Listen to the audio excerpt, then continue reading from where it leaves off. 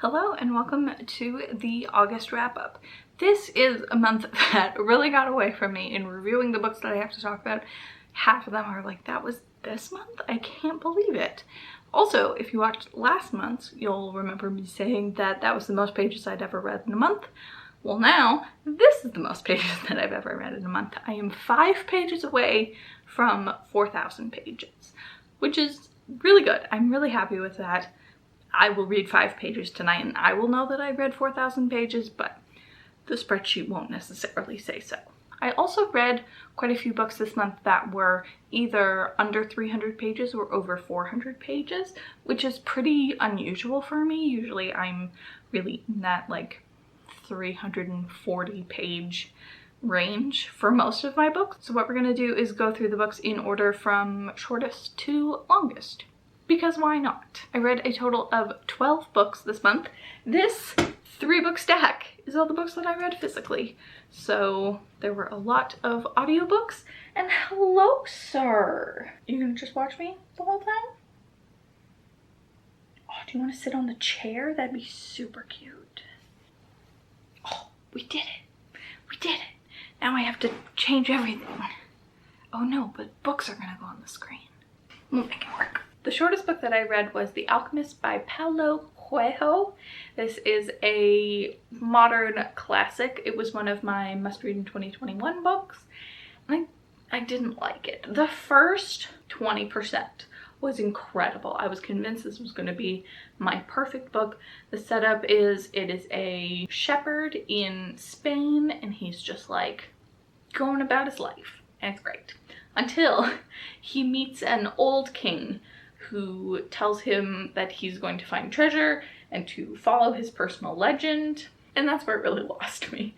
I couldn't get on board with this whole idea of the universe working in your favor. If you really want something, the universe will give it to you. And it's just not true.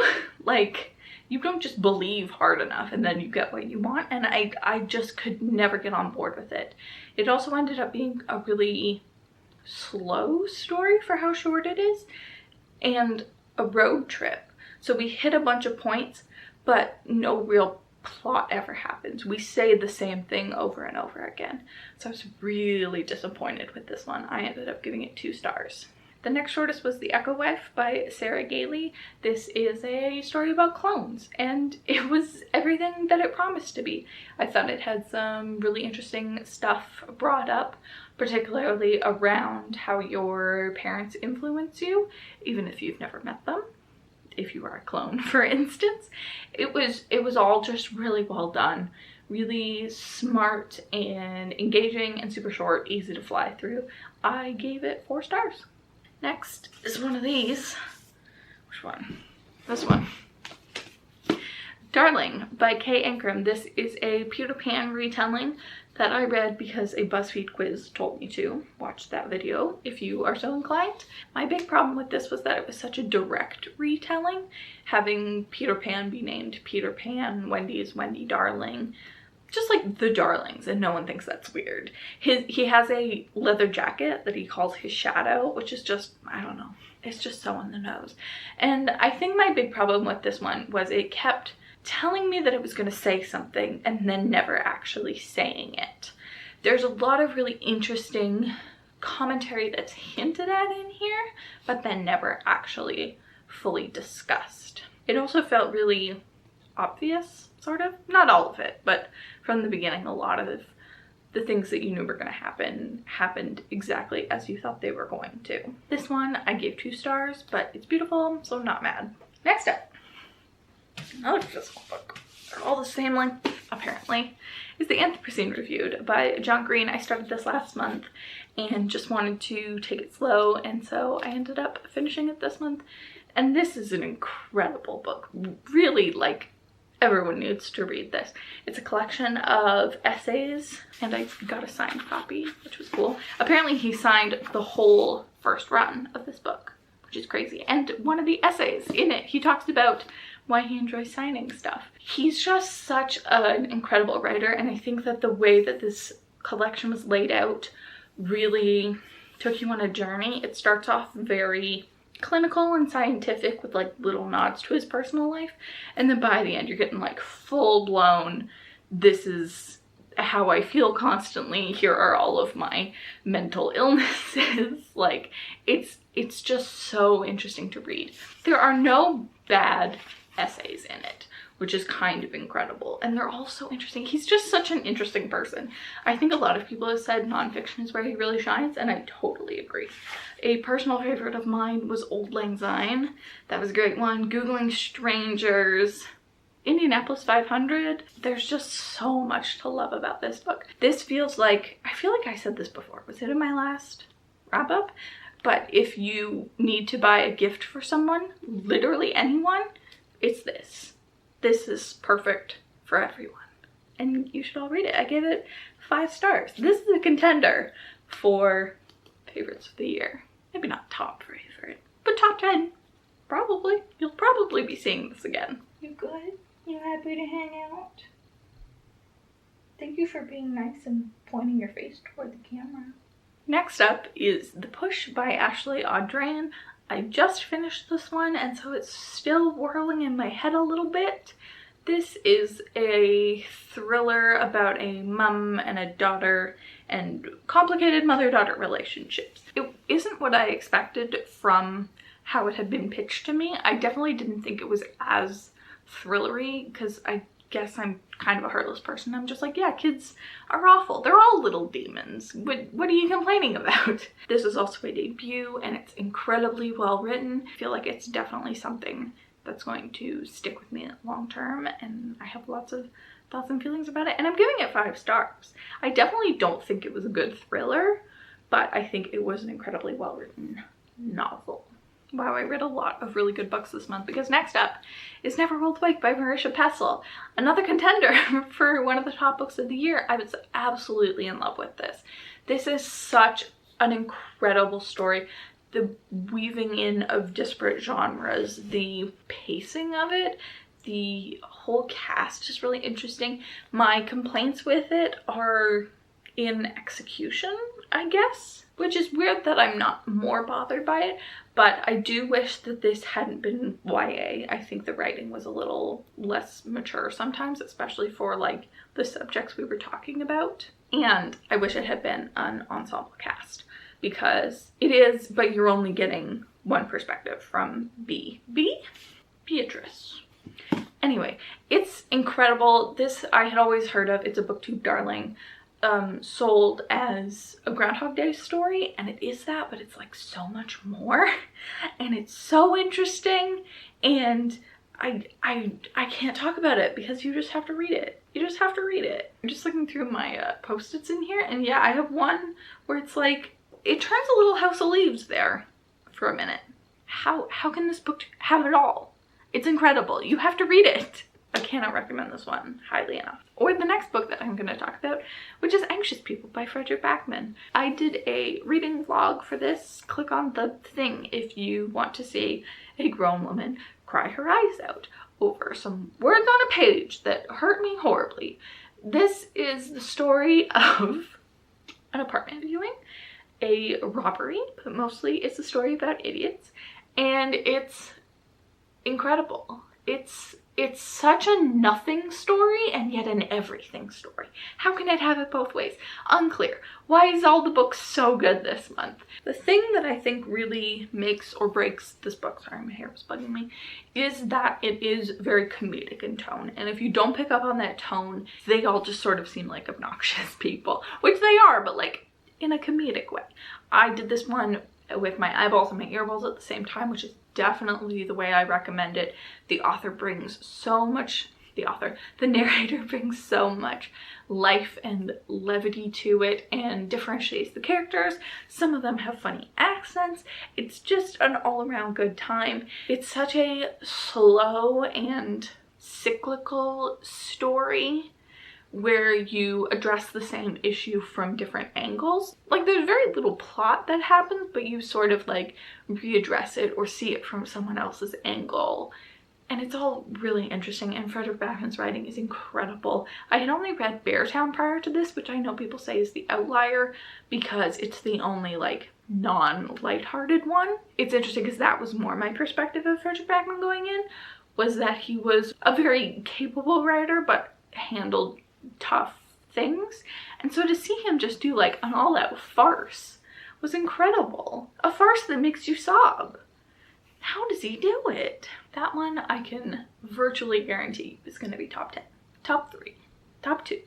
The next longest book that I read was The Other Black Girl by Zakiya Dalila Harris. This is a thriller about a black woman who works in publishing, and sort of the inciting incident is she gets a manuscript that has some not great representation in it, and she's not sure if she should speak up or what she would say if she did, and it sort of leads from there. I don't want to say anything because I'm so conscious of spoilers, so skip ahead like 10 seconds for very mild spoilers.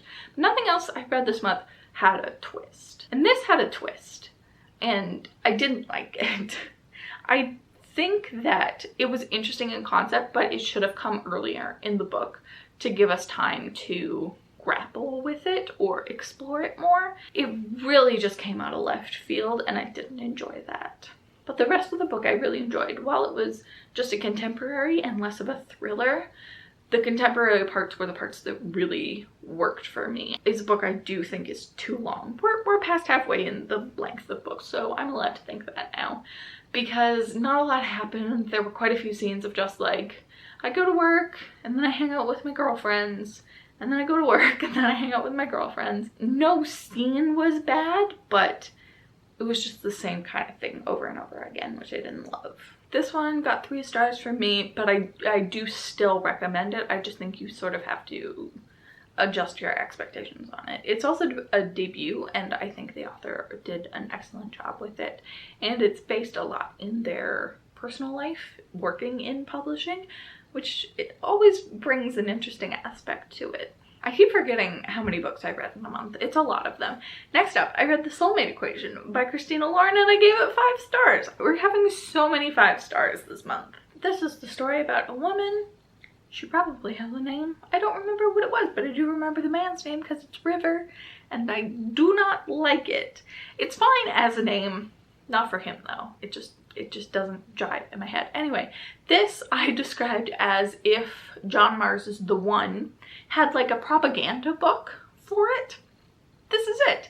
It's a story about a genetic testing dating site where it's a romance this time. And I really liked it. I think that the relationship in it was super solid. I really enjoyed the inclusion of the heroine's family. She has a kid. Normally kids don't really work in romances a lot of time, but this time really did. It's also single POV, which is a thing that I normally don't like, and I really liked it in this one. I liked that it was mostly the story of whatever her name was growing into herself, and then like the guy was incidental. I believe this is my 3rd Christina Lauren and my favorite by far.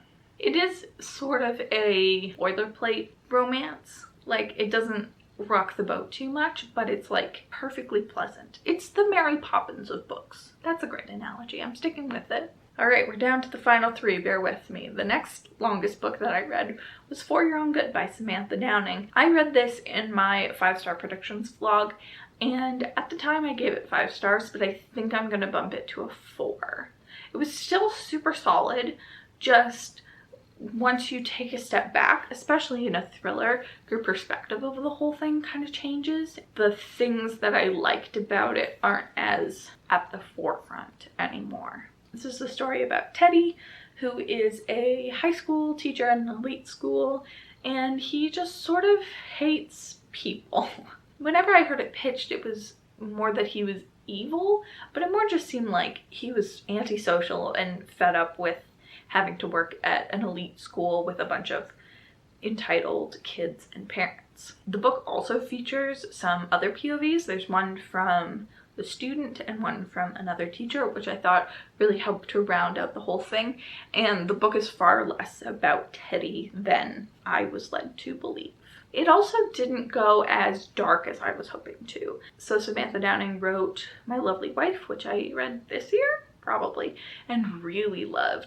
And the parts that I loved about it were like how it had like an insidious underbelly to it, and there were some gross things. It got really good. This one was just a lot more tame, and I was hoping it would go for it, and it never really did. The second longest book that I read this month was The Organ Thieves by Chip Jones.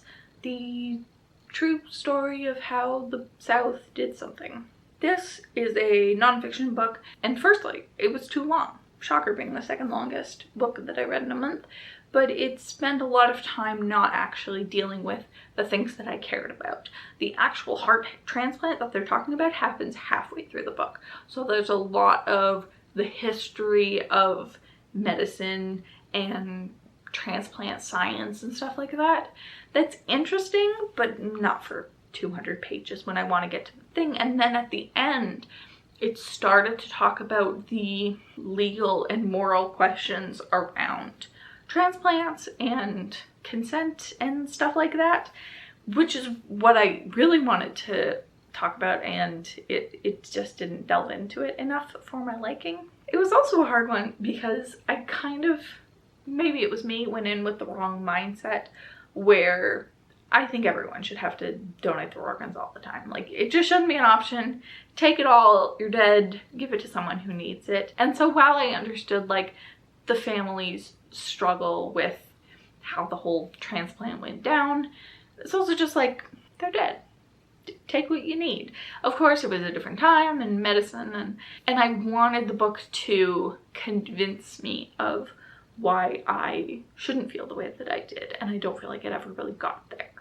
It like tiptoed into it, but came back out pretty quickly. The other thing was, this was written by a white man, which I didn't know going into it. I probably should have. His name is Chip Jones. That's the whitest name you could have, but I thought I should mention it because it is, I think, something to mention, having a story primarily about a Black family being told from a white author's perspective. I think that the author did a good job, but I do think it is sort of inevitable that unconscious biases come into things, and so it would be interesting to see this story from a different perspective. So I ended up giving The Organ Thieves 2 stars, not because of the author or anything, it just wasn't a very engaging nonfiction. Finally, the last book that we have to talk about is Nocturna by Motayne. This is a fantasy story about a prince who is looking for his brother, and about a face thief. No, she's not a face thief. She's a thief with face shifting magic, and how their paths intersect, and Nocturna is like the apocalypse. I really enjoyed this one. I'm giving it 4 stars. Fantasy, YA fantasy is not my typical genre, but this one really worked for me. It's set in a Hispanic setting, and there are a lot of Spanish words used throughout it. Part of their like magic system is naming things. The base system of magic is elemental, but then everyone also has a propio, which is like your innate magic that is unique to you. And I really enjoyed how it was used. My big problem with it was the pacing. The whole thing takes place over 2 days, and it was just too fast for how much happened. But there was lots of stuff I really loved about it. Lots of gory things. The villain in it is great. The whole thing opens with a magical poker game where you get to like hex 3 cards in the deck, and then they deal them out, and it's really fun. It's part of a trilogy, and I probably won't continue just because I don't usually continue, and this one wrapped up relatively well. There's definitely still things open, so I could read it if I felt so inclined. So that's it. We're done. I can stop talking now. You are a very good boy, Kitty, for sitting through that whole thing. He is out. Anyway, thank you for joining me and listening to me ramble. If you read any of these books, I would love to chat about them. There are some real winners this month, so I would definitely recommend a lot of them. How many 5 stars did I give out? I gave out 5 5-stars and 3 4-stars. That's a really good month. I don't think I've had a month that good ever. Thank you for watching, and I'll see you in my next one. Bye. Say bye.